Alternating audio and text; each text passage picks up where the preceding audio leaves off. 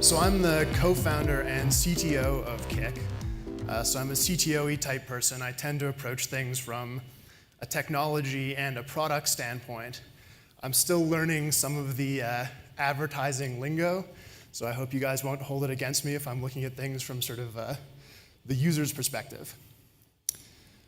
Kik is a chat platform that's insanely popular among young people in the US, or, as I think I heard them called yesterday, millennials. Is that the right term? Yeah. All right. Yes. See, I'm learning already.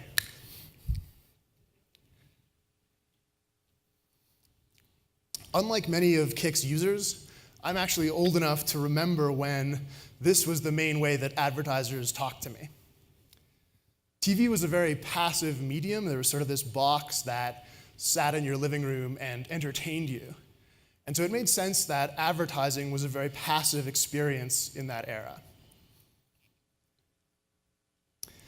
When the desktop internet came along, that changed a lot. I didn't watch the internet, I browsed it. I was choosing what I would see. And so it makes sense that the kinds of advertising that worked were the kinds that I wanted to engage with. Things like banner ads that got in my way performed sort of underwhelmingly. But things like search that fit in with the way that I was browsing the internet were exceptional and worked really well. In the age of social media, the same principle held true. The kinds of advertising that worked well were the kinds that fit in. We called it native advertising. Advertising that fit into my feed and played well with the way that I was consuming this new class of media. But just as we were sort of starting to become comfortable with advertising on the desktop internet, things changed. The smartphone happened. It's kind of hard to believe now that this was actually the first smartphone. I put it up here sort of as a little mini shout-out to Waterloo, where Kik is from. But the thing to realize about the smartphone, and something that I've actually heard talked about here a lot, is that it is a qualitatively different class of device. A smartphone is always on, it's always connected, and it's always with you. And what that means is it's much less like an appliance that you use, like a TV or a computer. And it's much more like a part of yourself. The smartphone is an extension of you. And what it powers is a human network, not a network of TVs, not a network of computers, a network of people. The example that I always love to give to sort of illustrate this is, think about the last time you left home without your phone in your pocket. How long did it take you to realize that you were missing it? If you're anything like me, it was less than 30 seconds. You realized you were missing your phone sooner than you would have realized that you were missing your keys or that you forgot to put on pants that day.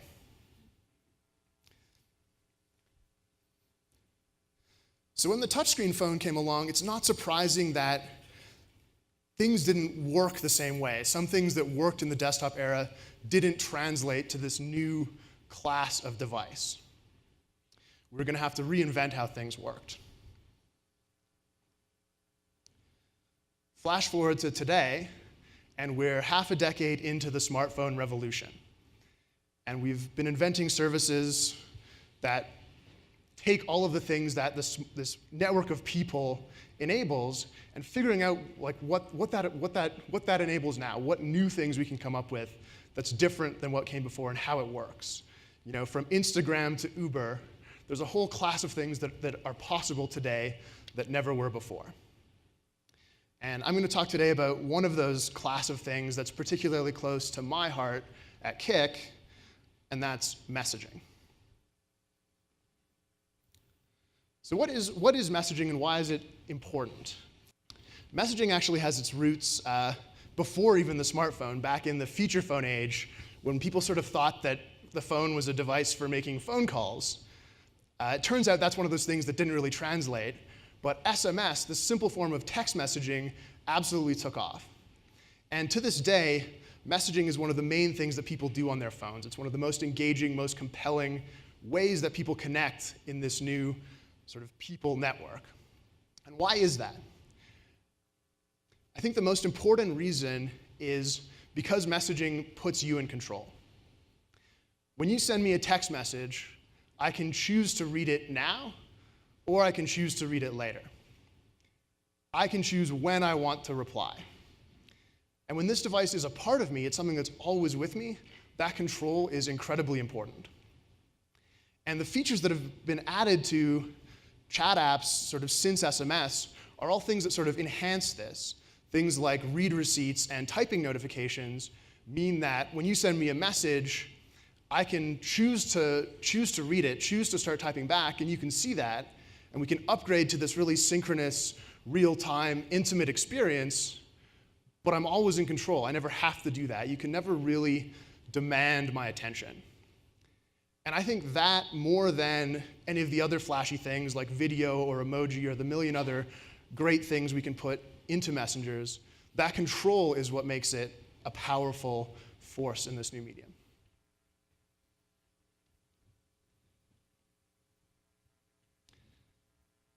So who are we? Kik is a chat platform, as I said, that's insanely popular with young people in the US. We have 200 million registered users globally, but more importantly for me, for people in the US that are aged 13 to 24, 40% of them are active on Kik. So we have a pretty strong user base.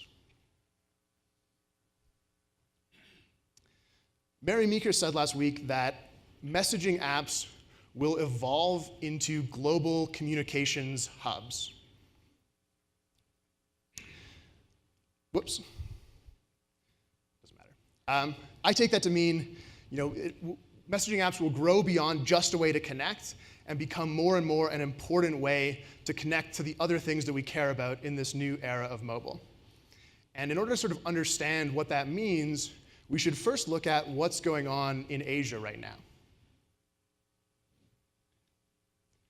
3 of the most advanced chat platforms in the world exist in Asia right now. KakaoTalk in Korea, Line in Japan, and in particular WeChat in China have all started out as a chat app, as a way to connect in mobile, but grown into these powerful commercial empires where people can do so much more. WeChat has this concept of official accounts, which is an account that you can talk to in the messenger like you would a friend. You choose to talk to them, you can send it a message, but instead of just being another person, it can be a brand or a service or something else that you want to interact with. That means that you can order a taxi on WeChat, you can buy health insurance on WeChat, you can apply to refinance your mortgage on WeChat. They've been taking more and more things that you want to be able to do from your phone and putting it into this format of the official account. And it works so well because the experience makes sense. The experience is great in mobile. You're in control. It works natively the way that you'd expect in chat. I get to choose to talk to it. I get to have a real conversation with it. So let's take a look at sort of more concretely what that can look like. And I'll walk you through a couple of promoted chats, which is the feature on Kik that we've added that sort of builds off of what we've learned in Asia. And it's the same basic principle. I can talk to a brand or a service or something else in my messenger that I want to do beyond just connecting with my friends. Insidious 3 was a big Hollywood movie that launched sometime in the past week. And they wanted to reach out and connect with an audience of young people in the US and get them excited about the movie, get them into it, get them thinking about it, talking about it, and ultimately to go to the theater and watch it. And what they did was they put a promoted chat on Kik for Quinn Brenner, who's one of the characters from the movie. So you could send a message to Quinn Brenner as if she were your friend, and she would talk to you back and forth as she went through this sort of terrifying experience that she was having in the events leading up to the movie. She was finding sort of demons in her room, and nobody would believe her, and she would ask you for advice on what should she do. Could she go to the police? Would they believe her? And there were parts of the story where it would actually force you to take a break. She would say, hey, I can't get back to you right now. I'm going to go check upstairs in an hour, and I'll tell you what I find. And for me personally, I got one of those follow-up messages at 2 in the morning one day saying that she'd found this sort of like weird faceless thing in her room. And I know how all of this stuff works. I know that I'm talking to a machine, to a promoted chat, but it scared the shit out of me. I did not sleep very well that night. And I think that's a testament to how visceral this kind of experience can be, how real it can feel. Another cool example is what the Washington Post has done. They recently launched a road trip that you could take around the United States through chat. So you would tell it where you wanted to go, and it would send you beautiful pictures of that destination. And then it would ask you sort of, where do you want to go next? It was this beautiful, simple experience, but it was so compelling because I felt like I was driving.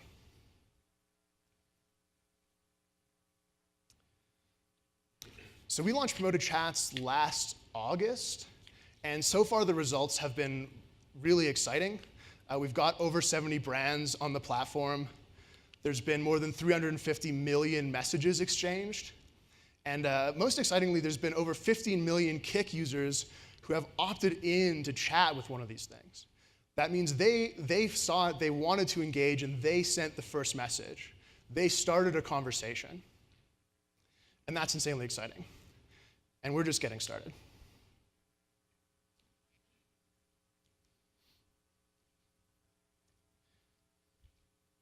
We've long had this myth that a brand is kind of like a person, right? A brand can have a character, it can have a voice, it's something that you can have a relationship with.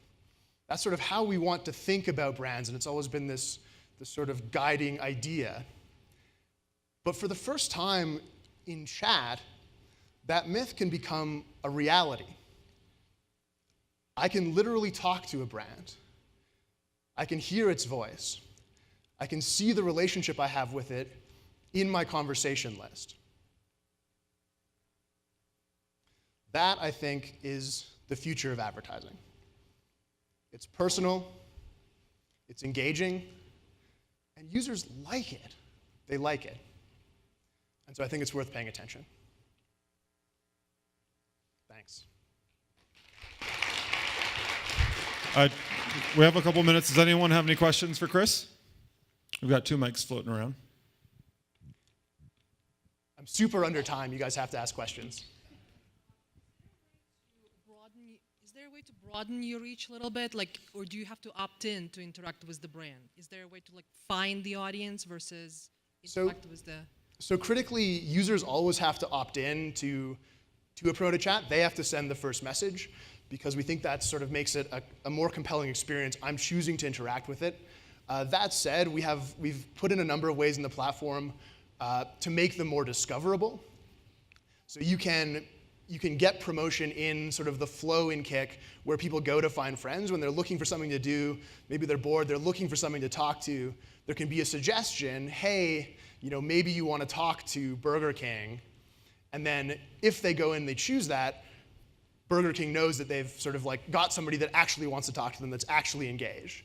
So although the user always has to opt in, there are ways to sort of promote more discovery, to reach people, to let people find you who might otherwise not have. Does that answer your question?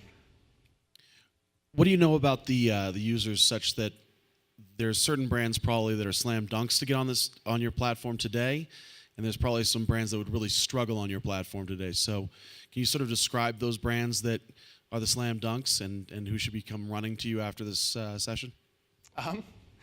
So I think the brands that are the biggest slam dunks are the ones that want to reach the audience that Kik has. So people that, for whatever reason, want to talk to young people in the US and for whom and who will be compelling to that audience.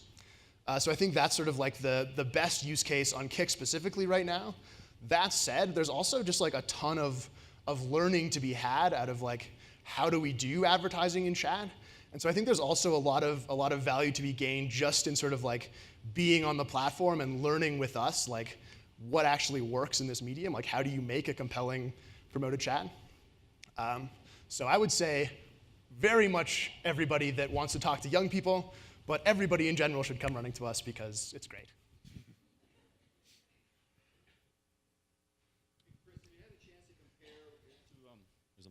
to compare Kick's effectiveness or messaging's effectiveness versus some of the other channels, whether those be within mobile, either on a brand basis or sales basis? What data do we have yet around that? We've got a bit of data, and we're working on getting more. The biggest data we have right now is with sort of like click-through rates and engagement. So we've been able to compare click-through rates when a brand that I've opted into talking to sends me a message, say to a link or to some sort of material, compared to like maybe tweeting the same material and having a follower click on it. And we're finding the click-through rates are sort of like in excess of 10 times higher because there's sort of that much more intimate relationship and the user feels like they've asked for this, right? If I, as a user, send a message to a promoted chat and it replies with a link, the chances that I'm willing to engage with that are way, way higher. So that's the best benchmark we have right now. What is the process of creating this conversation? I mean, do you sit down and write thousands of pages of copy? Sorry, right over here. Do you write thousands of pages of copy and then just load it into your proto chat and then just let it run? Or are you optimizing on a daily basis saying, well, you know, that kind of response didn't work. Let's try something like this, or let's try something. Because I'm assuming you don't really know what's going to happen, or you don't know how kids are going to interact with or you don't know what questions they're going to ask. Yeah, we definitely optimize it in an ongoing basis. You know, to some extent, we are learning sort of what some of the basic things that people ask are. You know, we'll set a brand up with a bunch of categories of keywords of things that we know they're likely to be asked. But beyond that, there's very much an iterative process of you look at what people are actually saying, you look at the conversations that are playing out, and you're like, gee, I wish if we'd said this here, that would have really like hit the message we want to deliver. And you can sort of iterate and add to it really easily at any time. You can update it on the fly, and that's what we're seeing most people doing, especially the very successful people, are sort of, as you say, reacting to what's being said to them and figuring out what the compelling content is. And it's not even in the extreme cases, it's not really thousands of pages of copy. Even something like the Quinn Brenner thing. The whole story, if you get all the way through, it was about 80 messages. So to cover all the branches, you probably needed 4 or 5 times that much. But that was sort of like, and that's the most sort of balls to the wall, in-depth experience we've done. So it's not that huge of an investment of copy. One quick question: how does a brand get a kid to message them in the first place? So they show up in one of a couple places in the app. So they'll either show up in the promoted chat section, or we have a way that they can pay for more discovery to show up in more prominent places. So really, they have to convince them to talk to them in some way, either by going out of band, and we'll see a lot of people like post to their Twitter, hey, we're on Kick now, go talk to us, or hey, if you want to have this cool experience in whatever other medium, talk to us on Kick. Or they can promote within the app, which again just sort of puts their name and tagline in the user flow, and then users can, if they like that, if they think that's interesting, they'll click in and talk to it. So it is all opt-in. The brand can't send just a message. The brand can never message you unless you message it first, and that's super critical to how all this works. Awesome. All right. Thanks a lot, everybody.